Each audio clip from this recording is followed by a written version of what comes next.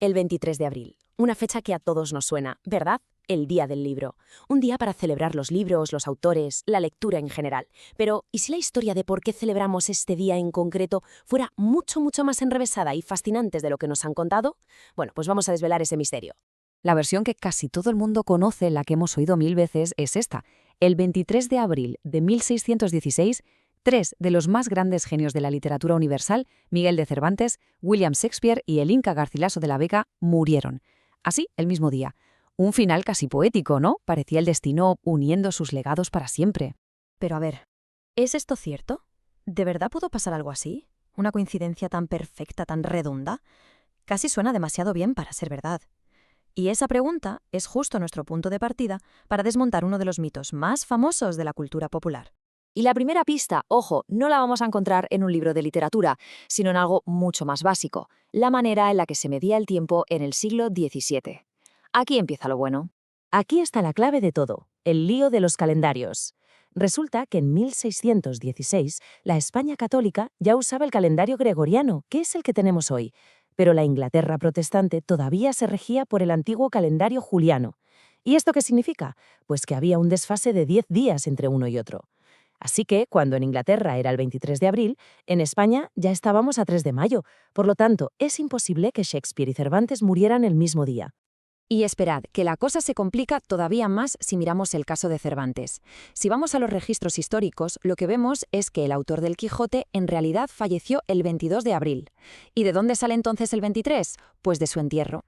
Era la costumbre de la época. Se registraba la fecha del sepelio, no la del fallecimiento.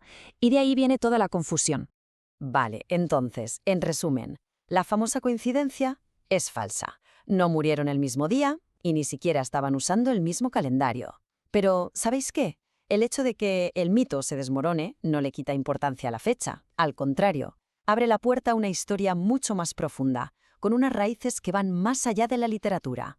Porque casi un siglo antes de que estos genios escribieran sus últimas páginas, el 23 de abril ya era una fecha marcada a fuego en la historia de España. Una fecha de sangre, sí, pero también de lucha por la libertad. Muchísimo antes de que se empezara a hablar de libros, esta fecha ya estaba en el calendario por otra cosa, la batalla de Villalar, el punto final y trágico de la rebelión de los comuneros de Castilla.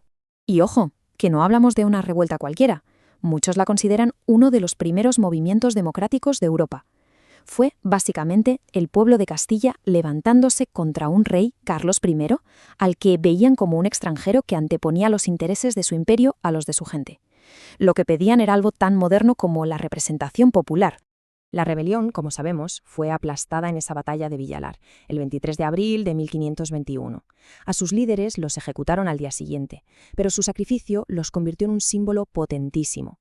Un símbolo de la lucha por la libertad que, de hecho, llega hasta hoy con la fiesta de la Comunidad de Castilla y León.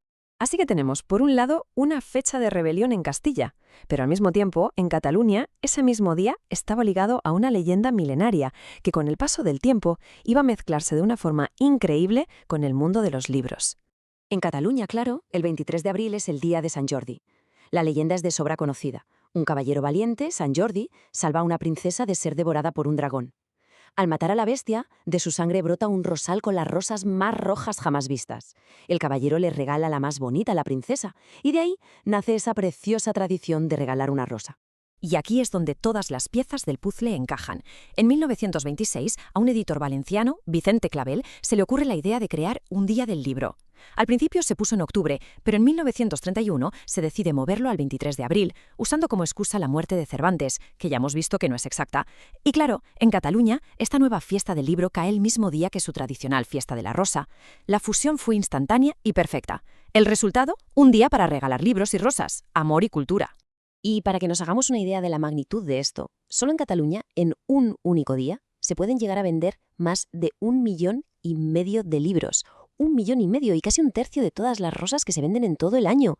Es un fenómeno cultural y económico absolutamente impresionante. Así que vamos a recapitular. Tenemos un mito literario que no es cierto, una rebelión histórica por la libertad y una leyenda romántica sobre un dragón y una rosa. Todo mezclado en una misma fecha. Este cóctel tan potente fue precisamente lo que acabó dándole un reconocimiento mundial. Y es que toda esta combinación tan rica fue lo que inspiró a la UNESCO.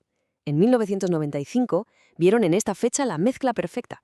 Tenía el simbolismo literario de los grandes autores, aunque la historia no fuera del todo cierta, la fuerza de las tradiciones populares y ese espíritu de cultura y amor de la fiesta catalana.